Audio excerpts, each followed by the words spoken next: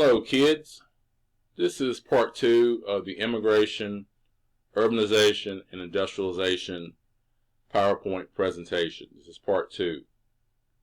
In part 1 I left off with talking about urbanization, and this is a brainstorm activity right here. It says living in the city, and what I want you to do is I want you to list the pros, which are positives and benefits of living in a city, and I want you on the right hand side to list the cons, which are negatives and bad things about living in the city. So brainstorm and do this activity. Stop the tape and do this activity.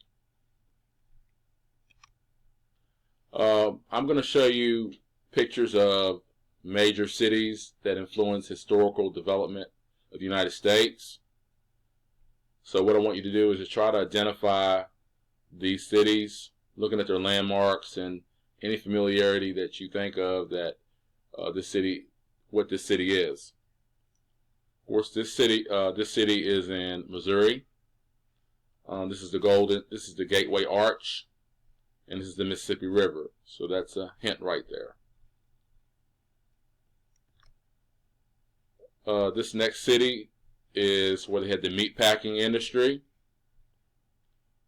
It's where they had a lot of gangsters, and it's called the Windy City. It's located on Lake Michigan in the state of Illinois. Aha! We got the Statue of Liberty, which is on Ellis Island. This is the first thing the immigrants saw when they entered through the immigration station on Ellis Island. As you remember from previous history classes, the Statue of Liberty was given to us as a gift from the French in the 1880s. In the background you see, I think, Brooklyn Bridge or George Washington Bridge. Anyway, the nickname for this city is called the Big Apple, and it's in New York City. Oops, I just gave away the name of the city. Anyway, there you go. This is New York City. It's actually in the state of New York.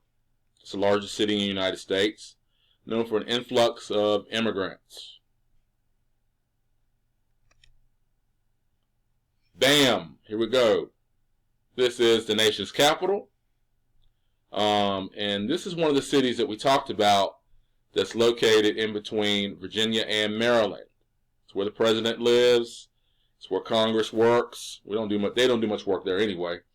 And it's where the Supreme Court is. So this is the capital of the United States.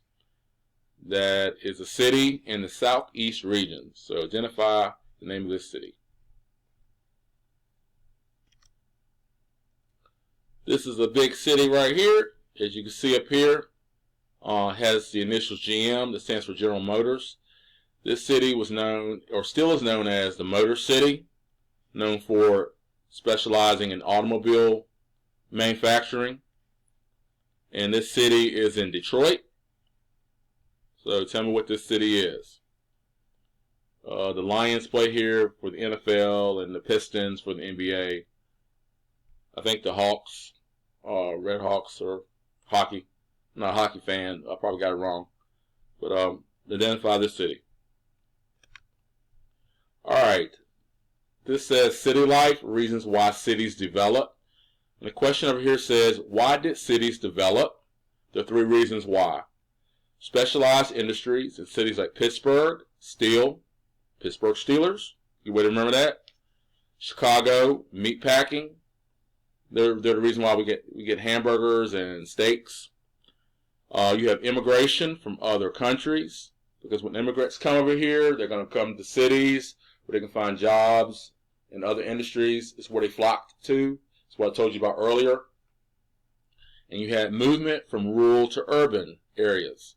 Rural means it's not very populated, has a lot of countryside, has a lot of farms, and the houses and communities are spread out. Urban means city.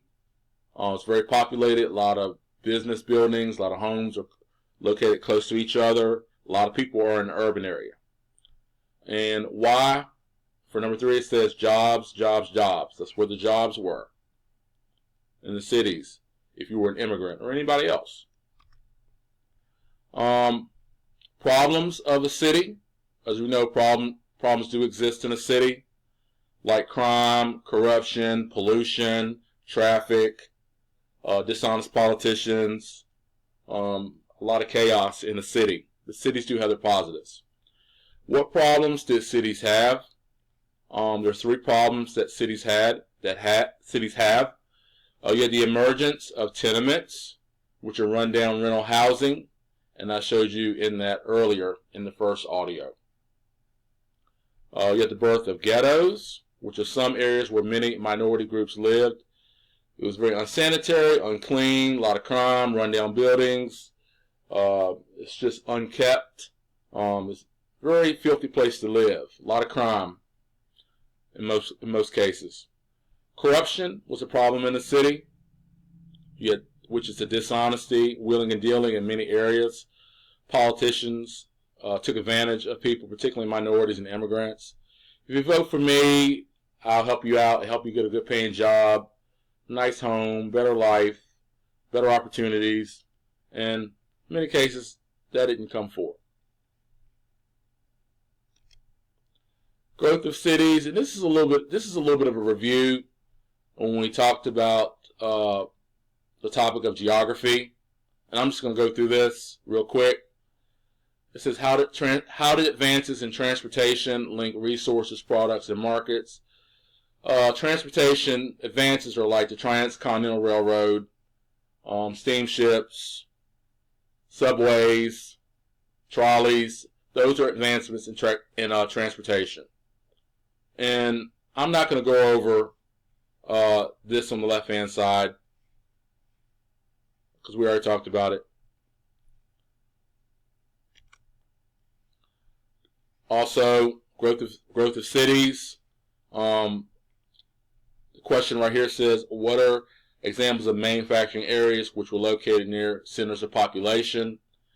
Well, New England is not a city, it's a region that was known for textile, which is clothing, particularly in Boston and Hartford and Augusta and Nassau and those places in the Northeast, particularly the New England region. The automobile industry helped the growth of cities, particularly in the city of Detroit. That's why it's called the Vroom Vroom Vroom Motor City. And we got the steel industry, Pittsburgh Steelers. And Pittsburgh is a man-made hardened object made from iron ore, and they burn it and they smelt it, and steel can make buildings, bridges, any type of structure that's hardened. Skyscrapers, tools, you name it. Big businesses continued. Businesses thrived in cities. And it says, what were the negative effects of industrialization? So in this part, I'm going to talk about industrialization. Industrialization means businesses, manufacturing areas that create products and sell them. 4 things that were problems because of the growth of industry. You had child labor. Kids had to work for 12, 15 hours. Some kids were chained to the machine because they would fall asleep. Wish I could do that to y'all. Some of you might fall asleep in class. I'm just kidding. Some kids were, if they were babies, they were put on the backs of their parents, and they were taken into the factories. They had a lot of pollution, a lot of chemicals. It was very unsafe. Yet low wages, which was a problem because of industries. The captains of industries didn't care. They gave you scrap wages. Long hours, 12, 14, even sometimes 20 hours of long working. People didn't get enough rest. And unsafe working conditions. You had fire hazards, and you had chemical spills, and you had steel companies that shot up fire and ash, and people died. So it's unsafe working in many factories in the early part of our country's history in the major metropolitan areas. So you had a rise of labor unions. The questions read, what is a labor union? And what are other What are other factors that labor unions unite? I'm going to say that again. What are other factors that led to labor unions in the 1800s and 1900s? I got a hairball in my mouth. Can't talk today. On the left-hand side, it says a labor union is an organized group of workers who strive to improve safety, benefits, wages, and rights for workers. So it's an organization that tries to fight for better working conditions and better pay for their workers. They try to work with the captain of industry or the boss or the employer of the company to reach an agreement. And you got the AFL, which is the American Federation of Labor. This was the first labor union in the United States, established in the late 1800s. So AFL stands for American Federation of Labor. Then you had strikes, which was an aspect of the rise of labor unions. Strikes are where workers refuse to work because they are not treated fairly by their bosses, particularly the employers or the company. And what people will do is they'll simply just walk off the job and carry big old picket signs, say, we want better pay, we want low hours, we want a safer place to work.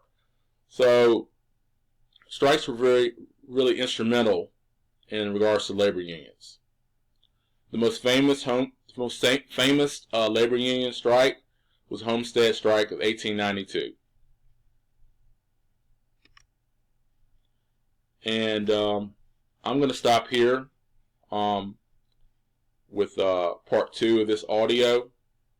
And I'm going to give you some activities to do to interact with some of the materials, some of the information in this PowerPoint presentation.